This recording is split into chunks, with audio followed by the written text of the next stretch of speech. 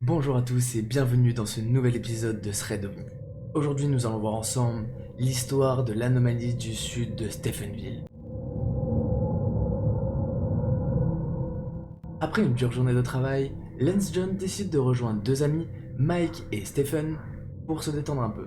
Ils sont à l'extérieur en train de fumer des cigares et boire quelques bières, lorsque Mike remarque tout à coup des lumières étranges dans le ciel. Il décide alors de prévenir ses amis pour être sûr qu'il ne s'agit pas d'une hallucination.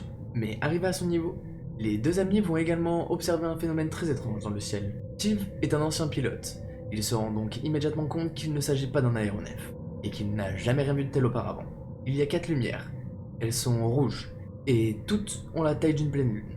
De plus, il n'y a aucun bruit de moteur. À seulement 20 km de là, un agent de police se dirige vers sa voiture, lorsque lui aussi va observer ce phénomène dans le ciel. Il voit 4 lumières en train de scintiller. Elles sont rouges et clignotent les unes après les autres. Il va alors immédiatement prendre la décision de courir chez lui pour prévenir sa femme et son fils pour qu'ils viennent observer également le phénomène. Il veut s'assurer d'avoir des témoins pour être sûr qu'il ne soit pas le seul et qu'il puisse rapporter cela plus tard. Mais lorsqu'il va ressortir de chez lui, l'agent observera qu'il n'y a plus de lumière dans le ciel. Ils vont donc attendre quelques minutes. Et ils ont raison, car ces lumières vont réapparaître, mais cette fois-ci, elles sont de couleur blanche. Sa femme, paniquée, va alors rentrer chez eux, mais son fils et lui vont rester là et observer le phénomène. Ces lumières blanches se déplacent de manière très étrange, et elles suivent une trajectoire qu'aucun avion ne pourrait suivre. Pendant ce temps-là, Steve et ses amis vont se rendre compte que les lumières deviennent de plus en plus vides, et eux aussi vont voir que les lumières deviennent blanches. Mais ils observent quelque chose en plus. Il y a un espèce de filament blanc entre chaque lumière, comme un arc électrique. Il faut savoir que ce sont souvent des éléments rapportés lors d'observations d'OVNI. Mike est terrifié et va alors prendre la décision de courir à sa voiture pour pouvoir rentrer chez lui.